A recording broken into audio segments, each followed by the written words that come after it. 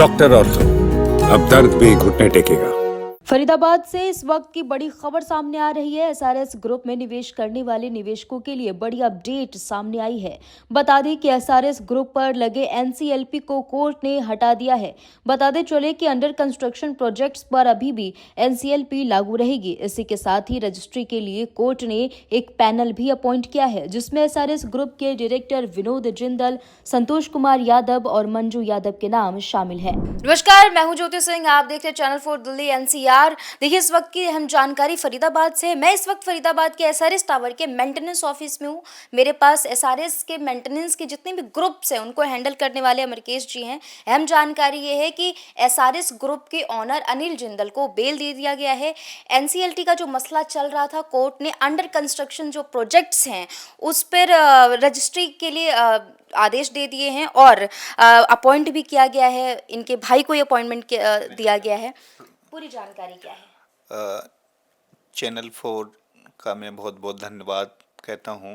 और SRS group की तरफ से, जैसे कि आप लोगों को पता है कि हमारे एसआरएस ग्रुप में बहुत सारे लोग ऐसे थे जिन्होंने ऑफिस, घर, फ्लैट्स परचेज किए होते, प्लॉट परचेज किए होते, जिनकी रजिस्ट्रियां नहीं हो पा रही थी।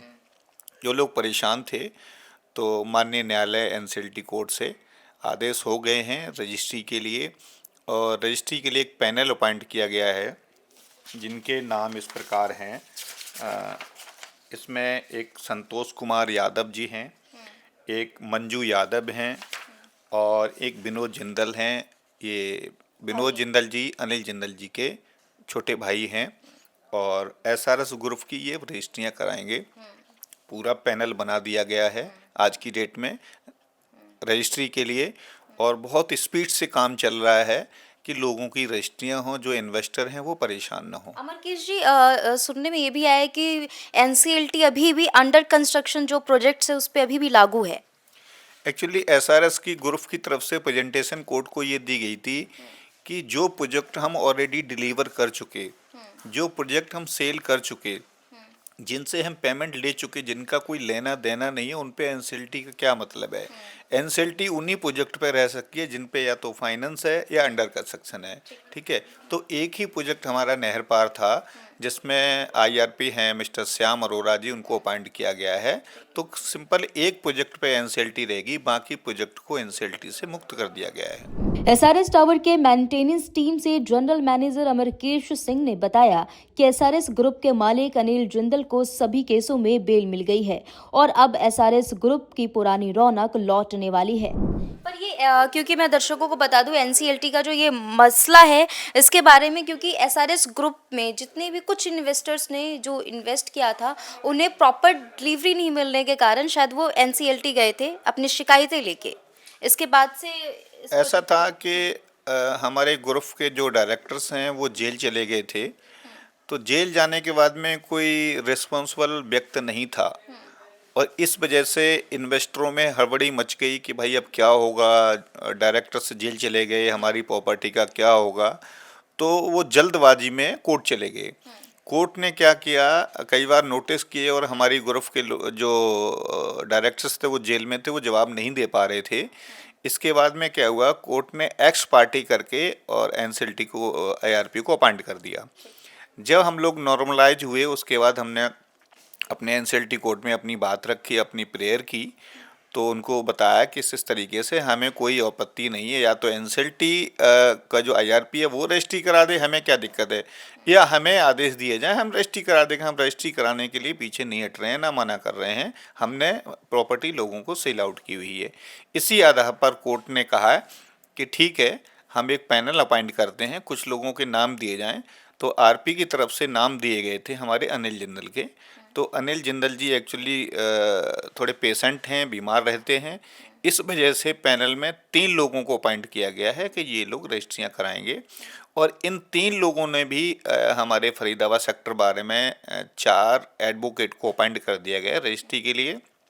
तो जो भी फॉर्मेलिटीज़ हैं वो स्टार्ट हो गई हैं, लोग अपनी रजिस्ट्रियाँ करा सकते हैं एसआरएस ग्रुप में जो भी लोग हैं।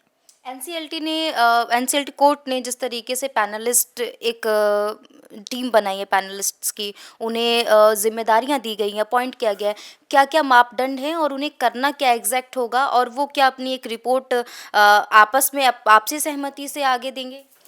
इसमें बोर्ड मीटिंग हुई है। जो एसआरएस ग्रुप में जो डायरेक्टर्स हैं उनकी बोर्ड मीटिंग हुई है। बोर्ड मीटिंग के बाद एक रेजोल्यूशन पास किया गया है। रेजोल्यूशन पास करने के बाद में एडवोकेट को अपॉइंट किया गया है, और जिन लोगों की रजिस्ट्रियाँ जिन लोगों को करानी है, सरकार ने आज की गाइडलाइंस दी है कि 1 दिसंबर से नए सर्किल रेट लागू हो जाएंगे। तो मेरे हिसाब से जो भी सर्किल रेट सरकार के होंगे उस हिसाब से रजिस्ट्रियाँ होंगी। रजिस्ट्री में कोई किसी प्रकार की बाधा नहीं आएगी एसआरएस ग्रुप की तरफ से, न कभी पहले थी न अब आएगी। हाँ, कुछ लोगों की पेमेंट जो जमा नहीं हुई है, लोगों ने नहीं दी है, या कुछ पेमेंट है मेंटेनेंस को लेकर, मेंटेनेंस जमा नहीं की है कुछ हैं, तो उनको सभी एनओसी लेनी पड़ेगी, और एनओसी लेने के बाद ही उनकी रजिस्ट्रियाँ होंगी, ऐसा मुझे ज्ञात है। वहीं अमरकेश जी ने ये भी बताया कि जो भी पुराने इन्वेस्टर्स हैं वो अपनी रजिस्ट्री करवा सकते हैं, साथ ही जो भी नए इन्वेस्टर्स इन्वेस्ट करना चाहते हैं वो भी इन्वेस्ट कर सकते हैं। शायद एसआरएस में ईडी का भी इन्वॉल्व हुई थी एक समय पे, मैं उसके बारे में भी जानना चाहूँगी। ईडी ने अटैच किया था 2018-19 में, ठीक है। तो अटैचमेंट के बाद हम लोग कोर्ट चले गए थे। कोर्ट में हमने अपनी पेयर की थी कि हमारा एसआरएस ग्रुप का जो भी मनी लॉन्ड्रिंग का केस है या जो भी है उससे हमारा कोई मतलब नहीं है। तो ईडी कोर्ट ने भी एक आदेश किया हुआ है, ईडी में एक इन्वेस्टर ऑफिसर अपॉइंट किए गए हैं कि आप इन्वेस्टिगेट करें और जिन जिन लोगों के डॉक्यूमेंट चेक करें, जिनका भी इन्वॉल्वमेंट पाया जाए उन्हीं को इस केस में रखा जाए, बाकी लोगों को ईडी से मुक्त करें। क्या अनिल जिंदल जी को सभी केसों में बेल मिल गई है?